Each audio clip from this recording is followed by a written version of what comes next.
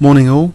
The World Championship candidates matches are currently on, and I thought I should go over the games even if they're draws, just in case some of them could be very interesting draws. Usually of course I wouldn't video annotate draws in general. It's more fun to get a decisive result. Okay, but anyway, so this is Teimour Radjabov against Kramnik. And it kicked off with d4, so they're both over 2700, these guys. Radjabov 2744, Kramnik 2785. Those are pretty big FIDE ratings. Kramnik plays very solidly. First knight f6, but then he transposes it into a queen's gambit declined. And we see actually Capablanca freeing manoeuvre. Now, after e3, there's knight e4. So the freeing manoeuvre really, by doing this, well, it's getting rid of the dark squared bishops, and also potentially these knights as well.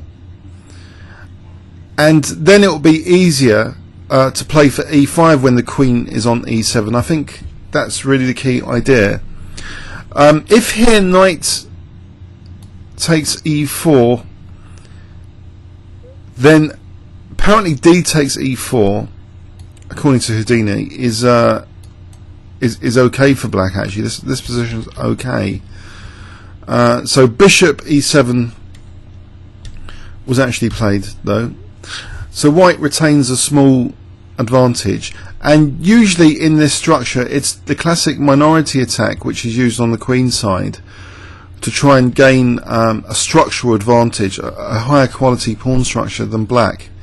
So after c6, c6 means, okay, d5 is reinforced, and black wants to liberate this bishop, so he'll be playing d takes an e5 soon.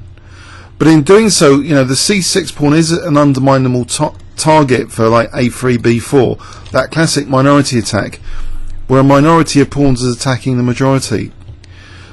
So we see this plan from black anyway. This next plan is to basically liberate the position a bit more, but exchanging off the knights first. Now d takes, and e5, because e5 gives the bishop this diagonal. I think c5 might not. It's not at all as good. Big advantage to white actually. D takes, and apparently here knight e5, because then I guess bishop f3, it's going to be a slight pain for black coming up. This would be very unpleasant. So the freeing move e5 has to be chosen, and black is reaching a solid equality now. So knight b6. Kramnik's also able to use d5 as compensation for white's semi-open c-file pressure. So rook d8. Whoa, an exciting move. just joking. An exciting move. No. So he's obviously overprotecting d5. He's going to lay bishop e6, and d5 will be comfortable to use. So bishop f3, bishop e6.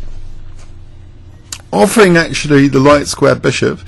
Is it harmful for black if white took? Not really. Queen takes e6. Where's the exploitable weaknesses? Let's assume b4 for minority attack, but is it good here? Rook d6. Say b5, knight d7. Black has adequate defensive resources here in this kind of position. The minority attack's not really working.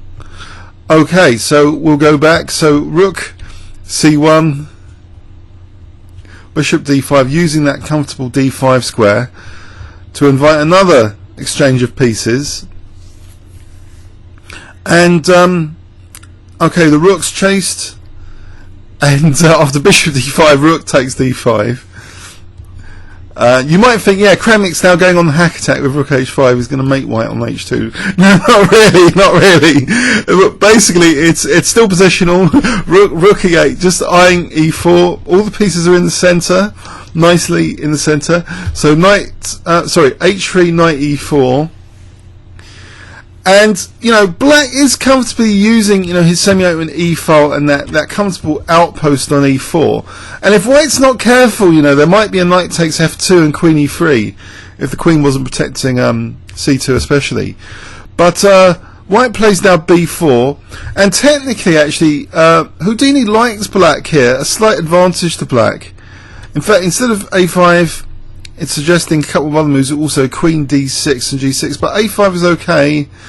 And in the final position, black's slightly better according to Houdini, but getting a win in a normal game against a fellow grandmaster is probably going to be tricky here, unless really the knight is an excuse for a kingside attack.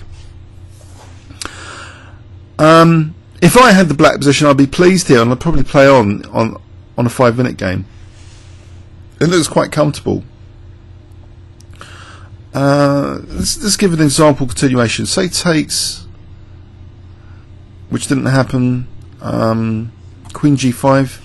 See, it looks dangerous, doesn't it? These resources around the king. Anyway, so that was that. Not the most exciting game, I guess, but I thought I'd just run through it anyway. Just for a kind of to make sure we know what's going on in these candidate games. Let's not miss anything exciting. And yeah, black comfortably equalised, basically. Kramnik in Kramnik style, comfortably equalised. In this position, actually, it was agreed a draw. Comments or questions on YouTube? Thanks very much.